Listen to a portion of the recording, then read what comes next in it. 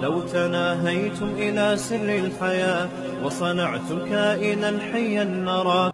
عزم کرو کبھی زنا کے قریب، بولو نا. آج نوجوانوں میں، لڑکے لڑکیوں میں زنا بہت پھیل رہا ہے، اس کو برا سمجھنا چھوڑ دیا ہے.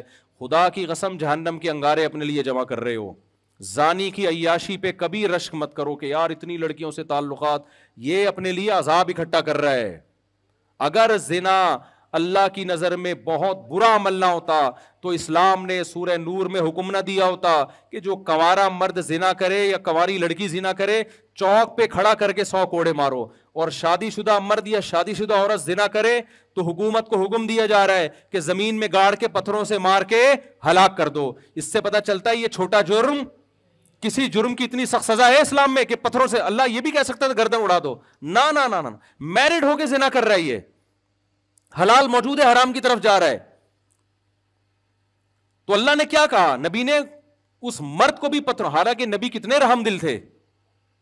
نبی صلی اللہ علیہ وسلم نے فتح مکہ کے موقع پہ سارے بڑے بڑے کافروں کو معاف کر دیا جنہوں نے بڑا ظلم کیا تھا، سب کو معاف کیا، زانی کو معاف نہیں کیا. کیوں؟ آپ کے پاس معافی کا آپشن نہیں تھا. آپ نے فرمایا چور کا ہاتھ کاٹا، آپ نے فرمایا اگر میری بیٹی فاطمہ بھی چوری کرتی میں ہاتھ کاٹتا. کیوں؟ یہ آپشنل نہیں ہے، اس میں میرا اختیار نہیں ہے، یہ کس کا حکم ہے؟ خدا. اسے معاف کرنے کا حق نہیں دیا مجھے. تو حکومت کو کیا اللہ نے حکم دیا؟ بھائی زنا کوئی کرتا ہے 100 کوڑے مارو، شادی شدہ مرد یا عورت زنا کرتا ہے پتھروں سے مار کے ہلاک کرو. کتنی سخت سزا ہے. تو آج سے عزم کرو بھائی زنا کے کبھی قریب. زنا کا آلٹرنیٹ کیا ہے؟ نکاح ہے.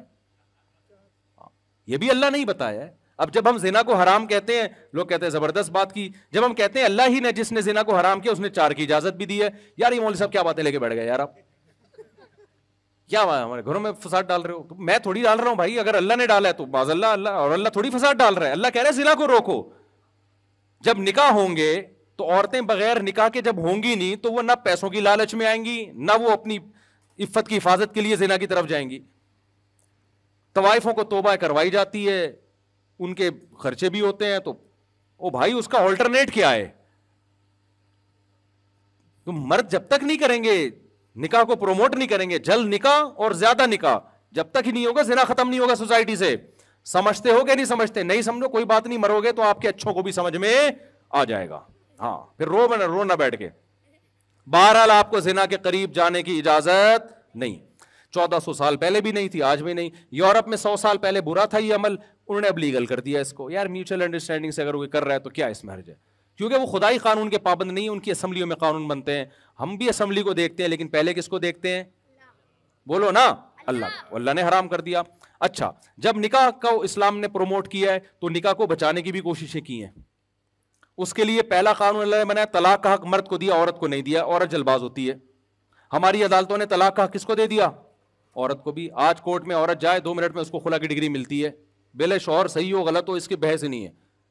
تو جج کو میں کہتا ہوں آپ اپنی بیوی کو طلاق دے سکتے ہو، دوسروں کی بیویوں کو آپ طلاق بولو نا نہیں دے سکتے. گورنمنٹ یار ہماری بیویوں پہ قبضہ کر کے بیٹھ گئی ہے، کوئی انسانیت ہے یار؟ یہ حقیقت بتا رہا ہوں. ابھی تو شکر کرو آپ کی بیویاں گئی نہیں ہیں. آپ کی بیگم گئی کورٹ میں، اس نے کہہ دیا کہ مجھے اس کے ساتھ نہیں رہنا.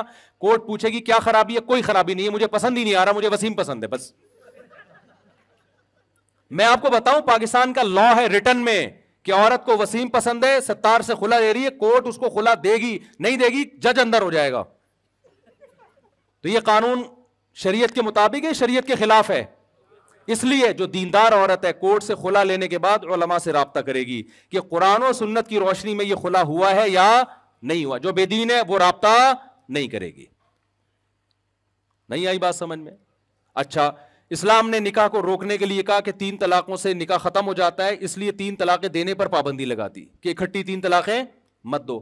اب جس کے دل میں خدا کا خوف ہوگا وہ طلاق دینے سے پہلے بیگم جو ہے نا وہ مفتیوں سے پوچھے گا کہ کیا شرعی طریقہ ہے دینے کا.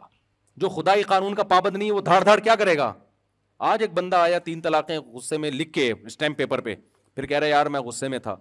ابے تو لکھ کے دے رہا ہے پوری تمیز سے، پورے سبجیکٹ ورب آبجیکٹ کے ساتھ پورے جملے تو نے بنائے ہوئے ہیں. غصے میں تھا یار، فضول کے. شرابی شراب پی کے غصے میں طلاق دیتا ہے اور کہتا ہے میں تو نشے میں تھا. اگر تو تیرا دماغ کام نہیں کر رہا تھا تو ماں کو طلاق کیوں نہیں دے دی، بہن کو کیوں نہیں دے دی؟ کبھی بھی شراب میں ایسا نہیں ہوا کہ دوست کو طلاق دے رہا ہو کہ میرا دماغ کام نہیں, بیوی کو ہی دے رہا ہوتا ہے, اس کا مطلب تیرا دماغ کیا ہے, کام کر رہا ہے. اسلام میں نشہ عذر نہیں ہے, سمجھ لو. نشے میں آپ دیکھو, یورپ میں نشے میں آپ نے بندہ مار دیا نا, کوئی آپ پہ تھوڑی بہت پینلٹی ولنٹی ہوگی کہ یار ایکسکیوز کر لیں, آپ نشے میں تھے, دانت بھی توڑ دے کوئی مسئلہ نہیں ہے. اسلام میں آپ نے نشے میں بندہ مار دیا, آپ کو سولی پہ لٹکنا پڑے گا. اسلام کہے گا آپ نے نشہ کیا کیوں, ایسا کام کیا کیوں. تو نشے جب آپ نے خود کیا تو طلاق بھی ہوتی ہے اس میں, اور مار دیا تو بندہ کا قصاص بھی لیا جاتا ہے. اسلام میں نشہ عیب نہیں, ہاں کوئی دوسرے نے نشہ زبردستی کرا دیا وہ پھر عذر ہے.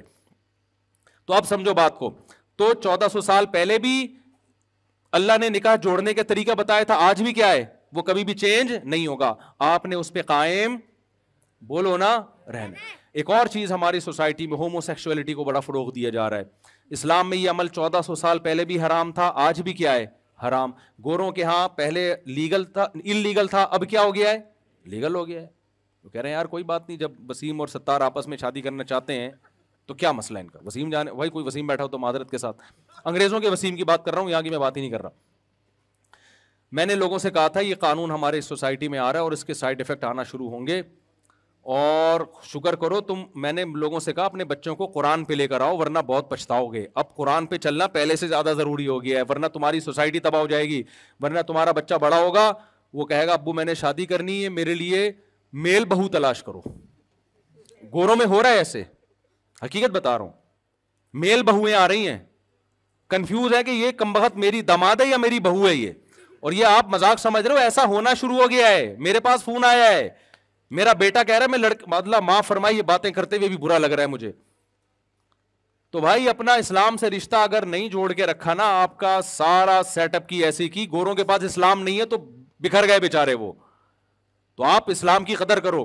تو اسلام میں یہ ہومو سیکشولیٹی پہلے بھی حرام تھی, آج بھی کیا ہے حرام ہے, یہ کبھی بھی لیگل نہیں ہو سکتی. لوط علیہ السلام کی پوری قوم کو اٹھا کے اللہ نے پٹک دیا.